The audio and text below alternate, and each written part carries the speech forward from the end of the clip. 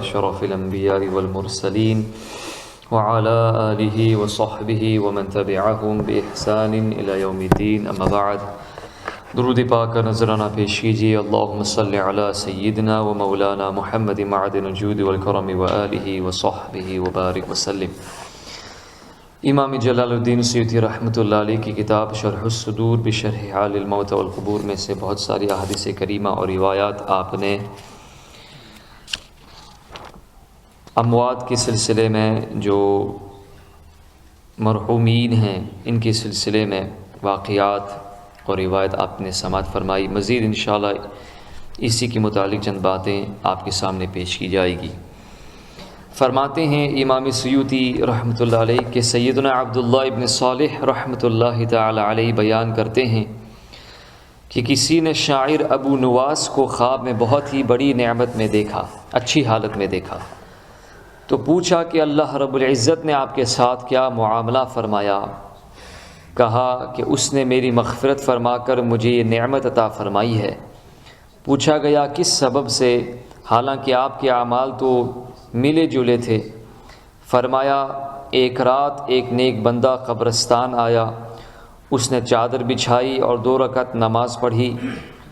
ان 2 رکعتوں میں اس نے 2000 مرتبہ قل هو اللہ احد یعنی سورہ اخلاص پڑھی، اور اس کا ثواب قبرستان کے تمام مردوں کو بخشا، تو اللہ رب العزت نے سب کی مغفرت فرما دی، ان سب میں ایک میں بھی تھا۔ حضرت سیدنا محمد ابن نافع رحمۃ اللہ تعالی علیہ بیان کرتے ہیں کہ میں نے شاعر ابو نواس کو خواب میں دیکھا تو کہا کہ آپ ابو نواس ہیں؟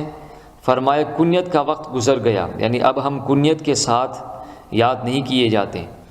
میں نے کہا حسن ابن ہانی ہیں؟ فرمایا ہاں۔ میں نے پوچھا اللہ رب العزت نے آپ کے ساتھ کیا معاملہ فرمایا؟ کہا کہ میں اپنے ان اشعار کے سبب بخش دیا گیا جو میرے تکیے کے نیچے رکھے ہیں۔ چنانچہ میں ان کے گھر گیا اور تکیہ اٹھایا تو وہاں ایک کاغذ رکھا تھا جس پر یہ اشعار لکھے ہوئے تھے، یا رب ان عظمت ذنوبی کثرۃ فلقد علمت بان عفوک اعظم، ان كان لا يرجوك الا محسن فبمن يلوذ ويستجير المجرم، ادعوك ربي كما امرت تضرعا فاذا رددت يدي فمن ذا يرحم، ما لي اليك وسيله الا الرجاء وجميل عفوك ثم اني مسلم۔ اے میرے رب اگرچہ میرے گناہ بہت زیادہ ہیں مگر مجھے یقین ہے تیری معافی اس سے بھی بڑی ہے۔ اگر تو صرف نیکوں کی امیدگاہ ہے تو مجرم کس کی پناہ لیں؟ اے میرے رب تیرے حکم کے مطابق گر گڑاتے ہوئے میں تجھ سے دعا گو ہوں، اگر تو نے میرے دست سوال کو رد کر دیا تو کون رحم کرے گا؟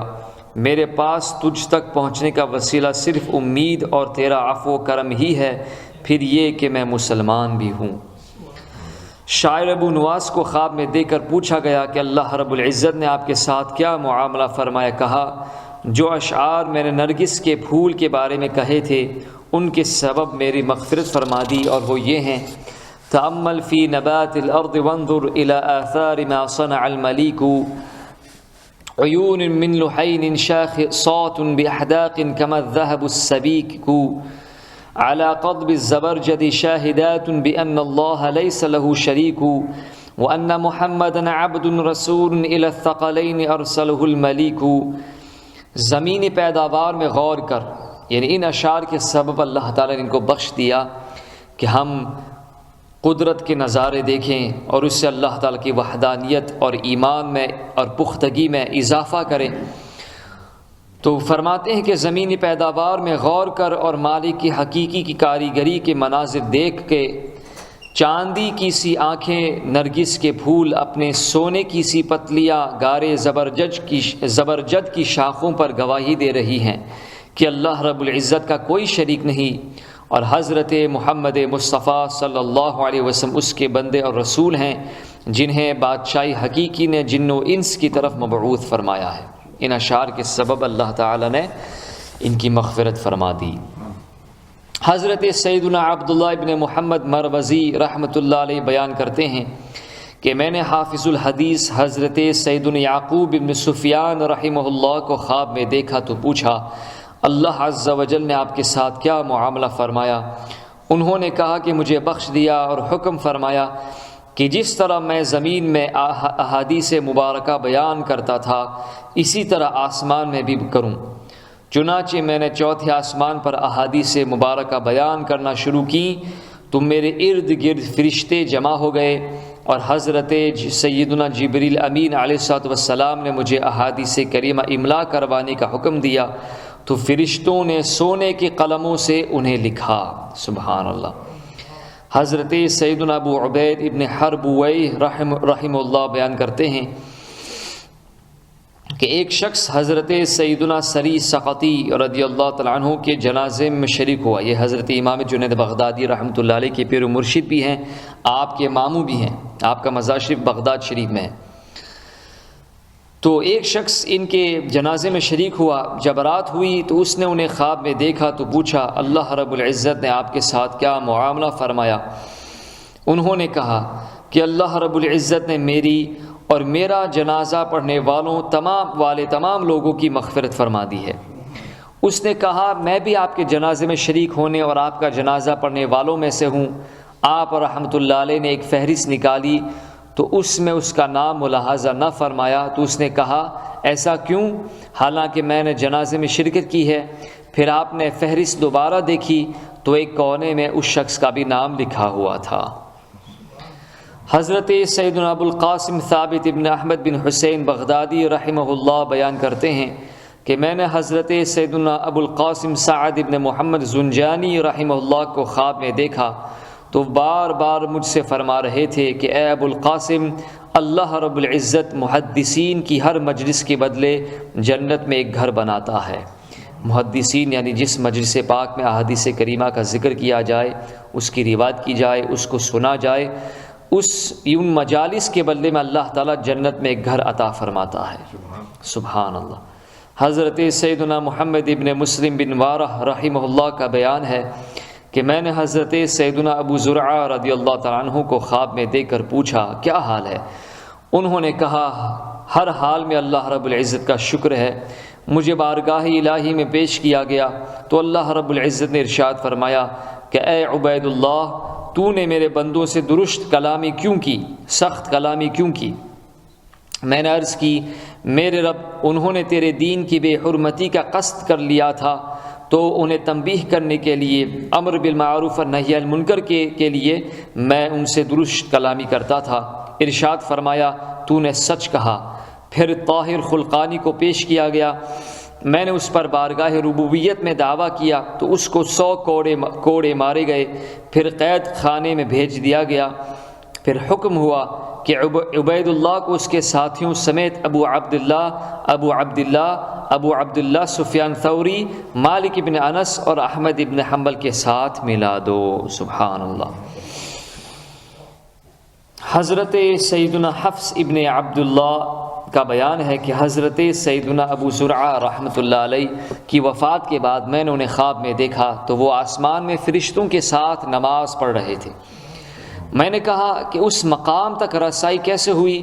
فرمایا کہ میں نے اپنے اس ہاتھ سے 1,00,000 احادیث مبارکہ لکھی ہیں اور میں نے ان سب میں درود پاک پڑھا ہے، اور حضور نبی کریم صلی اللہ علیہ وسلم کا فرمان عالی شان ہے من صلی علیہ صلاۃ صلی اللہ علیہ بہا عشرہ، یعنی جو مجھ پر ایک بار درود پڑھتا ہے اللہ رب العزت اس کے بدلے اس پر 10 رحمتیں نازل فرماتا ہے۔